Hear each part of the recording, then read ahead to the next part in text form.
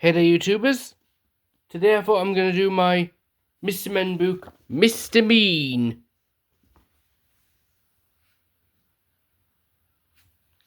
It's 177 books. Mr. Mean lived up to his name. He lived in what could have been a nice house, but wasn't. He never painted it, or mended the windows, or repaired the roof. Eesh. And inside it was the same. No carpets, no curtains, no pictures, no fires. Mr. Mean was so mean he made his furniture out of old orange boxes and then complained about the price of nails. Why, he was so mean. Do you know what he gave his brother for Christmas last year? A piece of coal. It wasn't as if Mr. Mean didn't have any money. Oh no, he had lots of it. He has lots of money, and he kept it all hidden in a box, which he kept in the kitchen. Every evening he'd sit there counting it. It was the only thing Mr. Mean liked doing. But would he spend it? Oh dear me, no. Not old Meanie, not if he could help it. One day, Mr. Mean was sitting in his gloomy kitchen, having a gloomy meal. He only ever had one meal a day, and that day he was having a cup of water and a piece of bread which was 3 weeks old. Suddenly he was interrupted by a knock at the door.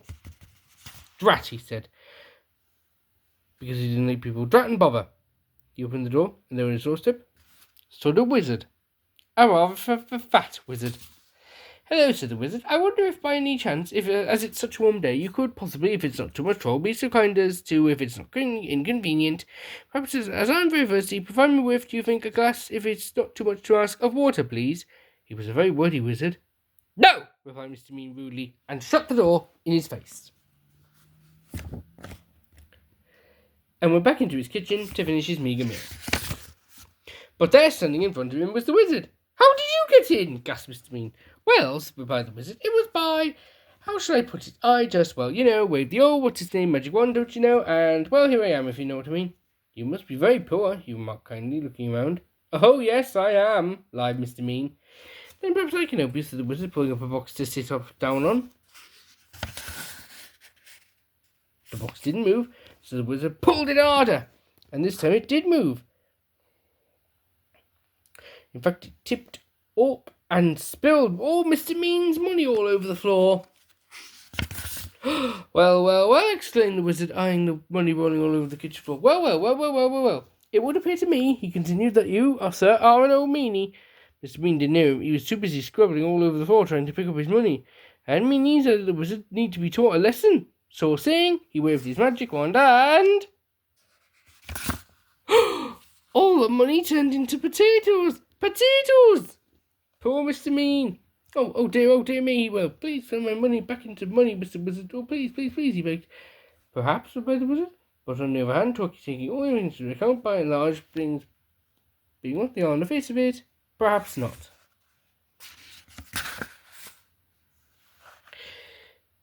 However, continued the wordy wizard, if you make a solemn promise never to be mean again, then I will turn your money back into money. But, he added, if you are ever mean again, then it's potatoes for you, my lad. If not other vegetables as well, then the wizard has the glass of water he'd come for in the first place. Except it was a cup of water, because Mr. Mean didn't have any glasses. Then with another wave of his wand, he turned all the potatoes back into money, and another wave of his wand made himself disappear. Stupid wizard, muttered Mr. Mean, picking up all his money. The following day, Mr. Mean decided to walk into town. He never took the bus, because that cost money. On the way, he met an old washerwoman carrying an enormous bundle of washing. Please, kind sir, she asked, could you possibly help me to carry this washing? It's so heavy. No, replied Mr. Mean. It's your washing, you carry it. But as soon as he said that, he felt a tingling in his nose, and guess what happened? His nose turned into a carrot. Oh no, he gasped. The old woman chuckled. And then Mr. Mean remembered the wizard's words. Yes, he cried in panic. Of course I'll help you. And he carried the huge bundle of washing to where the old washerwoman wanted. And the carrot turned back into her nose, and off he went. The old washerwoman chuckled again, and turned back into the wizard. It had been him all along. On his way into town, Mr. Mean passed by a cottage garden.